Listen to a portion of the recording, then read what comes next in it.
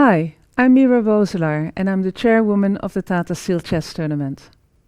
I'm delighted to announce that we can organize the upcoming Tata Steel Chess Tournament in Wijk aan Zee in January. As you all know, this renowned top sports event is one that a lot of chess players, fans and amateurs alike are looking forward to the whole year. Together with regional and national government bodies and health and safety bodies, we have been working together very closely to see whether it was even possible to organize this top sports event this year under the current COVID circumstances. And we received the green light that it will be possible. At Tata Steel, we believe that chess connects, and we believe that having the tournament will also connect a lot of people, both the professionals, the amateurs, and the fans alike from around the world. We will do a lot of online activation, also live broadcasts and activation for youth to make sure that as many people as possible can benefit from this classical tournament in Wijk aan Zee. And as you can imagine, safety will always come first. We've taken every precaution and will continue to do so to ensure that the tournament will be a COVID-safe tournament. So I hope and look forward to seeing you all online probably in January between the 15th and the 31st. And this is the moment you've probably been waiting for.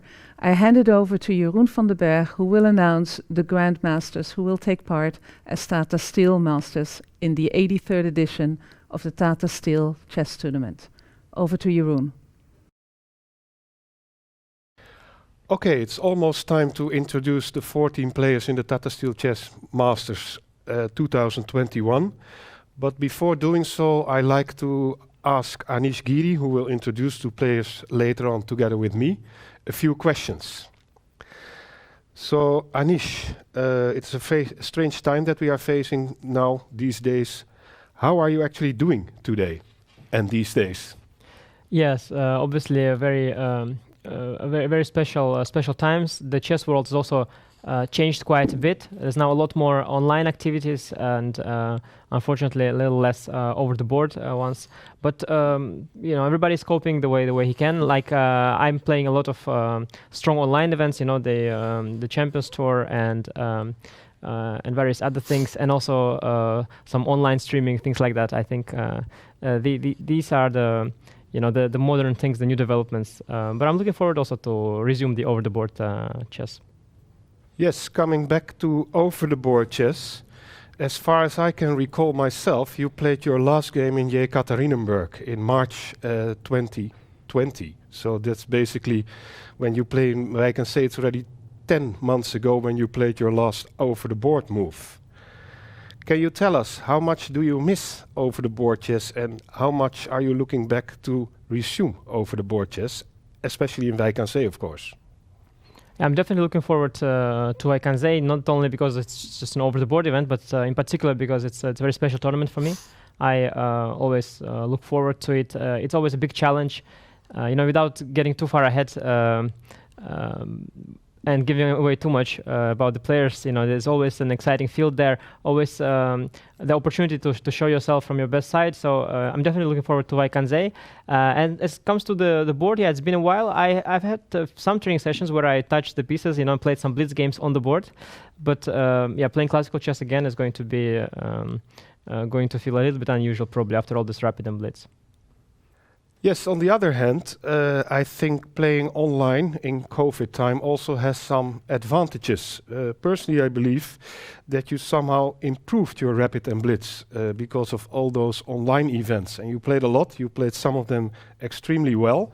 Do you feel yourself that you have improved this skill, rapid and blitz?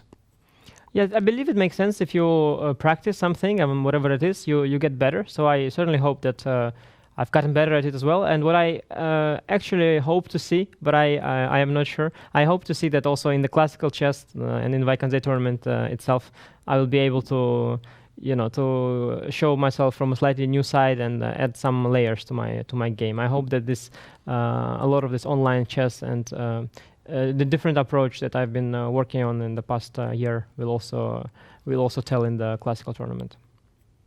I'm sure that the Tata Steel Chess Tournament 2021 is also a good preparation for the next part of the Candidates Tournament. Talking about the Candidates Tournament, how difficult is it for you, Anish, to focus on this event? It has already been postponed for several times. Now it's even not sure when it will be rescheduled, but probably somewhere over the spring. How difficult is this for you? Because you are still in business to qualify somehow. Yes, I wouldn't say it is a problem for me or anything like that, but definitely I have to schedule my time thoughtfully, because I have to keep in mind the scenario that it will take place soon. I also have to keep in mind the scenario that it doesn't take place soon. And so, I have to be prepared for both, and that's certainly not easy. It's a challenge, but I think I figured out a reasonable balance by now, and I'm looking forward to resume it. But of course, there are challenges, in particular with Candidates Tournament. I think mostly because the field is set, and the players are from so many different countries, and once the travel restrictions are eased in one, they're getting harder in the other, and there are players from Russia, States, and China as well, and also Western Europe. So from all over the world, and we all have to travel to one place, and that's not easy to arrange. But I'm certainly hoping it will resume indeed in the coming spring. Okay, thanks. Final question. We all know that you are very active on the social media. We also saw that in last 9 months you really did a lot. For instance, a new YouTube channel. How much do you like it? Is this a passion, an addiction? Can you say something more about it? I think passion would be a little too much, and addiction hopefully is also not exactly the case. But yes, these days, especially when so much activity is shifted online, I think people have realized the importance of social media, and I sort of thought that this is going to happen sooner or later, and I think now it is happening that more and more tournaments, players and organizers and sponsors are recognizing the importance of social media, because the world is changing somewhat, and everybody has to adjust. And I am indeed happy that it's something that I already had incorporated in my routine. The social media is something I've been doing already for a few years. So in that sense, I don't have to adjust as much as some other players, for whom it's all new. And but yeah, I think it's definitely a good development, because also for the fans, they are used to follow the games and see the post-game interviews of the players. But I think this active social media within the chess world gives them something extra to look forward to, and makes the following chess just a tad more exciting. Okay, thank you, Anish. And I think now it's time to go to the players field in 21. Tata Steel Masters will be very strong field as usual, also very mixed. 14 players as ever. We have 3 teenagers, we have 4 players from the top 5, we have 8 players from the top 20, we have 4 candidates, the tournament was already mentioned, and we have 4 debutants in the Masters, but all 4 already played in the Challengers before, so they are not new in Wijkansee. I will go one by one, from the lowest rated player to the highest rated player in the field, and start with a young man from Norway. He's 21 years old, number 177 in the world with a rating of 2618, Aryan Tari. Anish, what can you say us about Aryan? Yes, Aryan is the Norwegian number 2. As you know, it's hard to be Norwegian number 1 these days. But he's a very young and promising player. He's been a world junior champion, and he knows, he's been around already. He got some experience recently. He played in the top tournament in Norway as well. He had a very difficult experience there, but I believe he's learned from that, and he'll prepare very hard for Wijkansee. This is another opportunity for him to show himself from the best side, and I think he's looking forward to our countryman Jordan did so well in the past 2 years. And I think this will certainly be an inspiration for him, and he will try to also show himself from the best side. Yes, Jordan and Aryan, they are from the same age, same, how do you say it, birth year, 1999. But coming back on Tari, don't you also think he had very promising positions in Stavanger? So probably he analyzed this. So personally, I think he has chances to improve in Wijk aan Zee. Or am I wrong? Yeah, well, at some point he had a rough start in Norway, and then everybody started, as they say, jumping on him, taking very massive risks. And of course, players started opening up a little bit more against him. So he did have a lot of opportunities. He used some of them. He did score some points, of course, but overall it was tough. I think it is just really hard when you're an underdog and you start very badly. So I think he'll start from a clean slate in Wijk aan Zee, and if he starts well, I don't see why he wouldn't do much better. And he certainly will prepare better now. I think the more experience you have, and that's why it's important to have this experience, the more experience you have, the better you prepare, the more you know what to anticipate, and the more you know how to manage your time when it comes to preparation. So I'm looking forward to see what he will do. But certainly in a field like that, as we'll see, he is definitely an underdog. That's for sure. Okay. The next player is from Uzbekistan, only 16 years old. He played in the Challengers last year and finished second, number 152 in the world with a rating of 26-27.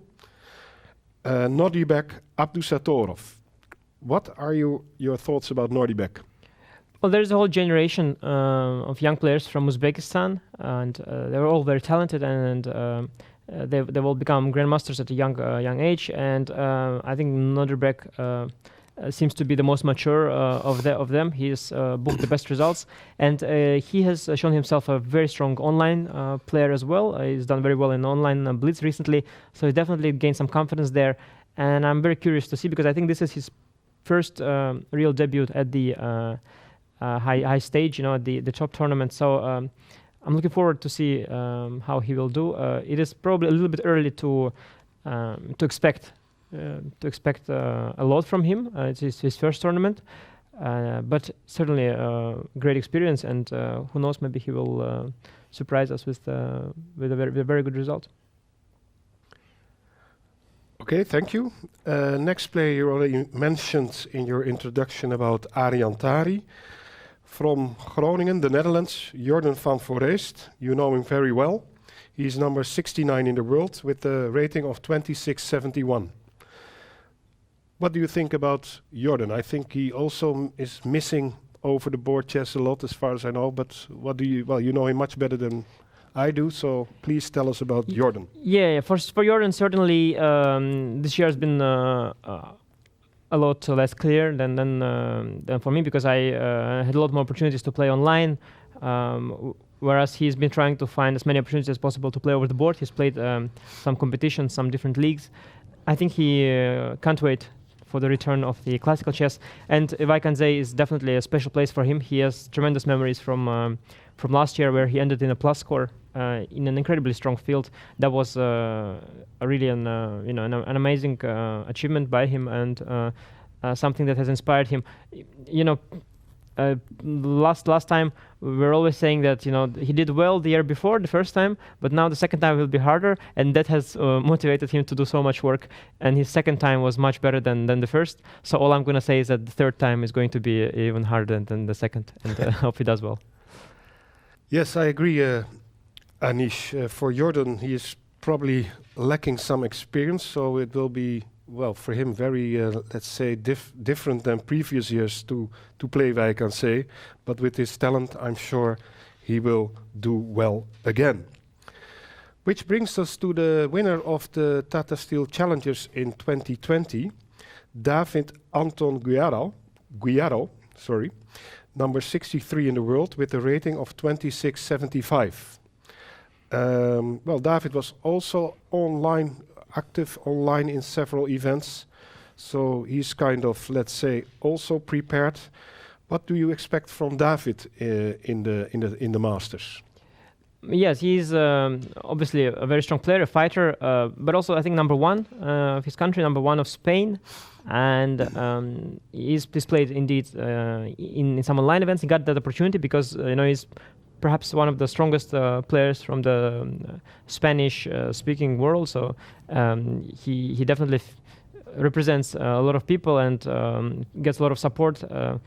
I think he has matured by now quite a bit. He is a well-known fighter. He played well in various very strong opens. He has here and there, bit by bit, picked up a lot of experience against the top players. He has played for his country on numerous occasions. He has faced top players also at the open tournaments. So I believe he is reasonably experienced as well. And he has shown steady growth in the past few years. I think he is going to fight more or less on equal terms with the best. And if things go well, he might finish quite well. I'm looking forward to see. I'm sure his Spanish fans are eager to see him break through to the world top. Okay, which brings us to the next teenager after Nordibek Abdusatorov. He is 18 years old, from Russia, with a rating of 2683, number 50 in the world. Andrei Yesipenko. He has played in the challenges before. Now he will play in the Masters. Obviously also very strong player. Tell us about Andrei, Anish. Yeah, he's one of the Russian youngsters. They have a generation of strong players, and Yesipenko is one of them. He's been his name has been around for a few years. He's been named as one of the Russian talents, and he had a few good results here and there. He hasn't yet broken through to the very top. Truth be told, it was also not easy with not so many classical events recently. I think this is a big opportunity for him. It's his first tournament when he's going to face the very best players of the world. It's hard for me to say if he's already ready to make a mark and show how he's matured, or if it's a little early. We'll see. But definitely good to see one of the young Russian talents also getting a chance. And being able to show what they are worth at the international stage. Yeah, by the way, I remember that it was no one less than Vladimir Kramnik who, during one of my tournament visits abroad, once told me, you should maybe take once Yesipenko for your B group for the challengers, because I think it's a very gifted player. And obviously Vladimir was right. Okay. Another player from Russia. He also played in the Masters in 2020. Very creative player, I believe, personally, but many people believe the same. Daniil Dubov. What do you think about Dubov, Anish? Yeah, he's a very special player, and then probably an even more special person. Always very interesting to read his insights and interviews, and recently he also been featured a lot on online, not only as a player but also as a commentator. And I saw some of his shows. As you know, I have the opportunity of watching the Russian language shows, as my mother is Russian, so I saw quite a bit, and he remains very insightful, a very fascinating guy. What he's definitely very well known for is the fact that he's very well prepared. He takes the tournament, like I can say, as an opportunity, and he always works hard and is well prepared, but especially for an event like that, I'm sure he will have lots of ideas ready. That said, his rating is not as high as you would expect him to have, given his best results, so definitely some stability is still lacking in his play. So I wouldn't necessarily count him as one of the favorites, but he's definitely thinking otherwise. He's a very confident young man, going to be very well prepared. For sure, we're going to see a lot of exciting game and exciting new ideas from him. He's always able to find new ideas in places where you're not even looking for new ideas. So I'm looking forward. Which brings us by a young player from Poland, 22 years old, with a rating of 27.43, number 19 in the world, Jan Krzysztof Duda. What do you think about Janek? Yes, Jan Krzysztof Duda is by now an established player. His rating is already pretty high. He's definitely a top player, number one of Poland. Did very well for the national team on various occasions on board one. Proved himself a contender in many top tournaments. But I did notice that he hasn't actually broken through just yet into the very, very top. He didn't quite have the tournament victories, all these spectacular results that people are expecting of him. So I am curious, maybe this will be his moment, or certainly an opportunity for him to show that he's not just not that he just belongs there, but he also can fight for the very first places. And I'm definitely curious. I think it is about time that he does that, that final push for the very top, and we'll see if it works out. Okay, thank you. And then we continue with the super talent from Iran, nowadays living in France, playing under the flag of FIDE, Alireza Firouzja. Probably already no introduction is needed. Number 18 in the world, 17 years old, 27.49. I believe personally it's not your favorite opponent, Anish, Alireza. He's very strong. Maybe you can say something about that, but also people think he will be world champion. What are your thoughts about Alireza? Yes, it's true. My score against him online has been quite bad, actually. Let's not get too much into the personal stuff, because I'll start talking about all of these games and all of these blunders that I think were unnecessary on my part and all of that. But one way or the other, he's definitely a special player. He is one of the most trending players, to use the term, to use a trendy term. Definitely trending. A gem for every tournament to have. One of these players that indeed people are now pressuring into becoming the next world champion. And he does deliver. He has lots of good results. He almost won the Norway chess tournament, the classical tournament. He was right up there. Although there was also the rapid tiebreak, so it was a little bit of a mixture. But he has proven himself to be a contender across all time controls, very known as a super strong online blitz player, perhaps one of the strongest, probably or maybe the strongest bullet player online. He's known to have beaten Magnus Carlsen in a race to 100 points, which means they've played almost 200 games of bullet in a row, which is a lot of hours, by the way. So definitely a special player. Definitely looking forward. From the games of him, I personally feel that he is not yet right there at the very top, but I really shouldn't be talking. I indeed lost far too many games to him, so I should probably just quietly prepare and try to prove my words on the board. But certainly a special player, and I'm really happy that he is participating. He'll bring extra attention to the tournament, and that's going to be fun. Okay, thank you. That was all about Alireza Firouzja. Next player is number 11 in the world with a rating of 27.64. I think you never have played him before because it's yourself. Yeah, I'm happy I'd never be playing him. But what are your expectations, Anish? I'm aware that, like for all the players in our event, it must not be easy to prepare and to get used to the pieces again. You a couple of years ago you almost won the tournament. You lost the tiebreak to Magnus. What are your expectations for 2021? Yeah, I don't have necessarily expectations, but I do have enough time to prepare.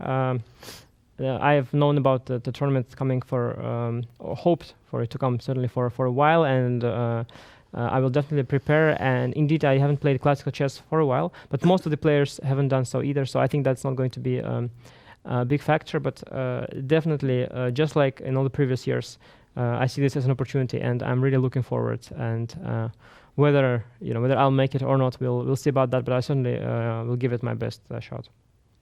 Thank you, which brings us to the 5 last players, all of them in the top 10. And the first one I'd like to introduce of them is Shakhryar Mamedyarov from Azerbaijan with a rating of 27.70. He is number 8 in the world. He played, of course, as all the top players many times in Wijk aan Zee. Yeah, what do you think about Shakhryar? Well, Shakhryar has been a top player for ages, and then at some point he made that push, and perhaps due to working extra hard and gaining that extra bit of confidence, he just entered the top 5 of the world. I believe he was number 2 at some point, and quite stable for a really period of time. So he was definitely right up there. But last year he hasn't played, just like almost anybody else, and he hasn't played that much online either. I'm curious what he's been up to, if he's been preparing hard or not, and if he did, then how and what. So I'm curious to see. Always one of the very favorites, of course. But again, I haven't seen him. I don't know what he's been up to. I'm very curious. I think he's definitely looking forward. He hasn't played chess in such a long time. He has played so little online as well. He is definitely hungry for some chess. Yes, which I can confirm, by the way. I also have the impression that Mamedyarov is looking very much forward to over the board chess again.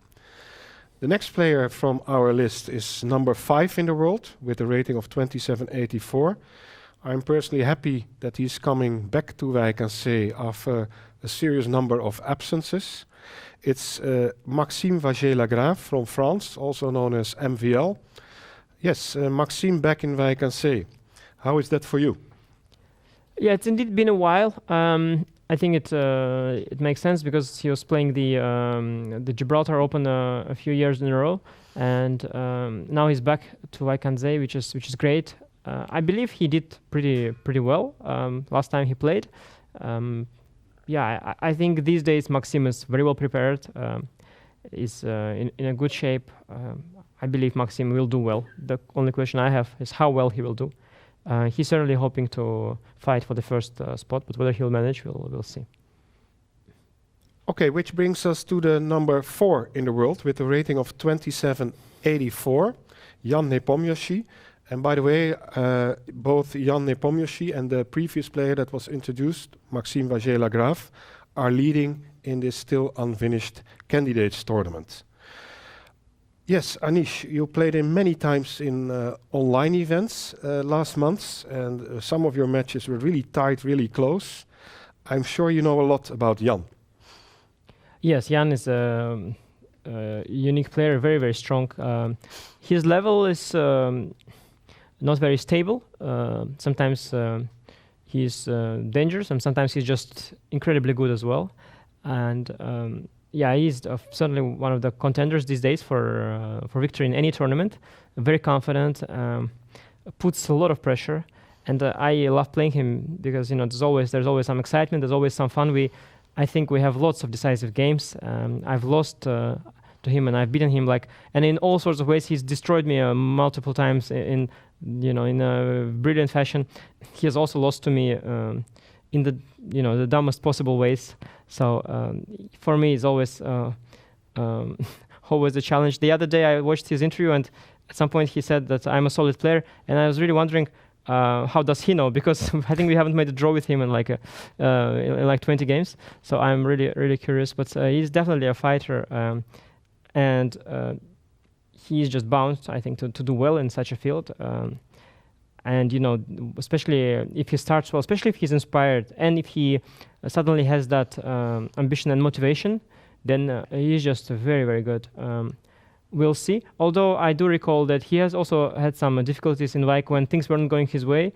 Wijk aan Zee can be windy, can be cold, and then the Russian soul brought up by all the classical literature with a little bit of a depressive tint in there, can start can start thinking about the wrong things. But we'll see. We'll see. Jan definitely, very very special guy and a great addition to the tournament. He'll guarantee some fun for sure. Thank you. And yes, I agree. If a player is out of form in Wijk aan Zee, with those 13 rounds, some 3 days, much wind, sometimes rain or even snow, then it can really be a very tough tournament. We have seen this before. Which brings us to the last 2 players in the Tata Steel Masters 21. First one is the winner of 2020, Fabiano Caruana, the actual number 2 in the world with a rating of 28-23. Your thoughts about Fabiano? Yeah, Fabiano is special in a way compared to almost all other top players these days. He did not really embrace the online revolution in any way. He hasn't upped his his online game, neither in social media nor in terms of rapid or blitz chess. He doesn't take so many opportunities to play these tournaments. He's definitely focusing on the classical chess. He's counting on classical chess to return. He's grabbed every opportunity to play. He played in the German competition and in the Norway chess as well. He's looking forward to Wijk aan Zee and the candidates too. He's focusing fully on the classical chess. And with that level of dedication to it, I'm sure he's hoping to do very well in this event. And he did also do very well last year. And he is one of the very best prepared players in the world right now, as he's definitely keeps working hard on his game. So Fabiano is definitely one of the very favorites. And we'll see what happens. He also had different years in Wijk aan Zee. He also had bad years. He played a lot in Wijk aan Zee. He had ups and downs, but currently I do think he's feeling very confident and motivated. But we'll see. There are many players that are, I believe, that are going to do well. I believe it's going to be a race. We'll see what happens. Yeah, thank you, Anish. By the way, Fabiano Caruana won very convincingly in 2020 with a score of 10 points out of 13 games and 7 victories, which is quite exceptional. And it was also his first win in Wijk aan Zee. The last player who we will introduce is still the number 1 in the world with a rating of 28-62, world champion, 7 times winner in Wijk aan Zee. Well, actually it's very difficult to say new things about him, but maybe you can, Anish. It's Magnus Carlsen. Yes, no, it's fantastic. I'm always thrilled to see him participate in every tournament, and it's really great news for Wijk aan Zee that he is back again. It's almost always that he does well in Wijk aan Zee, although sometimes people can challenge him. Like last year, he did well, but Fabiano did even better. When Wesley So won in Wijk aan Zee tournament, Magnus was also right there behind, but couldn't quite catch him. So Magnus, of course, looking at this field, he sees a lot of opportunities. He is looking forward. He will go for the best possible score, but he'll have some competition. So I think it's not a given that he will be a winner, but it is definitely a given that he will do well. I don't see how it can be otherwise. He's shown himself to be in an excellent form recently. He's played very well also in online events across all time controls. He also won the Norway Chess, which was a classical tournament, and he's just shown himself to be the guy basically. And he's looking forward to Wijk as well. Everybody's looking forward to his participation. I think once again it's important to stress that it's really, really nice for all the fans of chess and the Wijk aan Zee tournament that he is participating. Okay, thank you, Anish. So this was it. I think we are all looking forward to the next tournament in Wijk aan Zee, the Tata Steel Chess Tournament for the 83rd time. Please follow us online. The dates are 15 till 31 January. Thanks again, Anish, and I hope to see all of you online in the 83rd Tata Steel Chess Tournament.